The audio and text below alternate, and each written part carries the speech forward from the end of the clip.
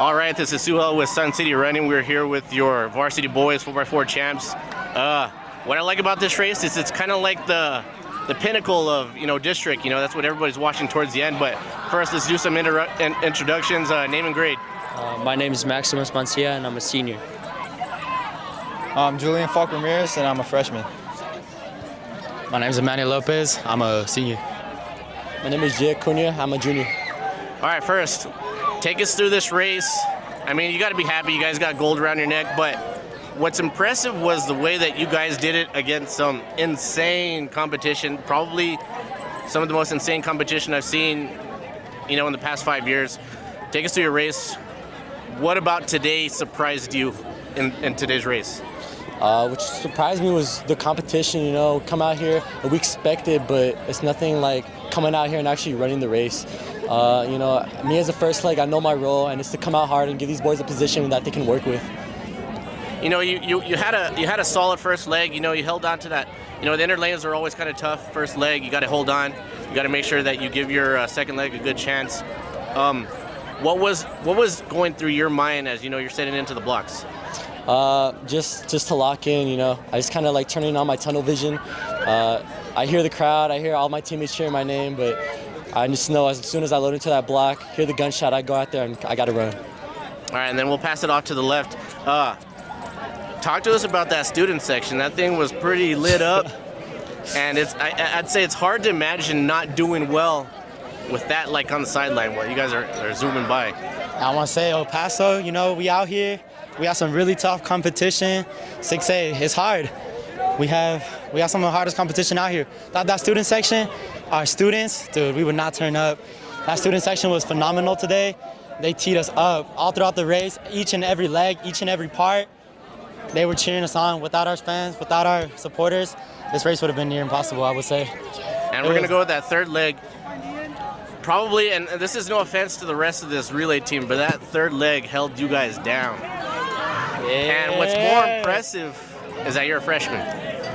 Was there a lot of pressure for you coming into an already established relay team and thinking like, all right, I got to show out for these guys, and I got to do it. You got to reach into that bag real deep, and you dug in deep and you pulled something out. It was pretty magical. But talk to us about that leg. What's going through your mind? I started off pretty nervous. I was pretty scared going into this race, but these guys are my brothers. They hyped me up, letting them know that I could do it.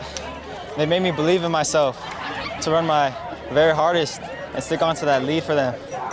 And let's talk about your season. I know you're a multi-sport athlete, but what are some of the things that you've absorbed from these three upperclassmen that you feel really kind of melded you into what you were able to come out and do today? They just really hyped me up. Like I'm so grateful for them. I wouldn't have been able to have done this without them. I didn't believe in myself, but they believe in me. And dude, I love these guys. All right, and then we'll go with We'll go with Maximus right over here. Maybe earlier today didn't go your way, but what I like seeing, from any athlete is, overcoming that adversity. Do you feel like you overcame that adversity today? Yes, sir. In any sport, you have to have a short-term memory. You don't have a good race, you just got to move on to the next one. It's like that in any sport.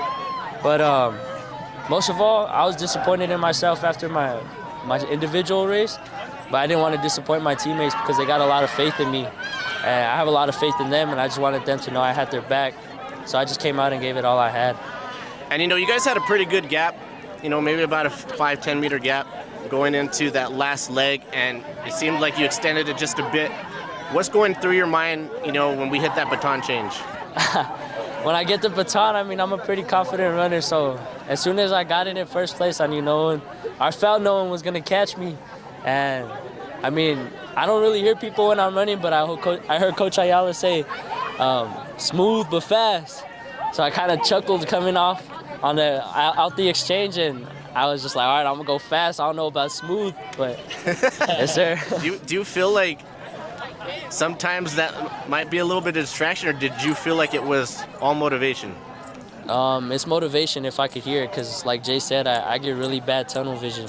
I can't hear nothing. Like coming down the backstretch, I didn't hear our student section at all.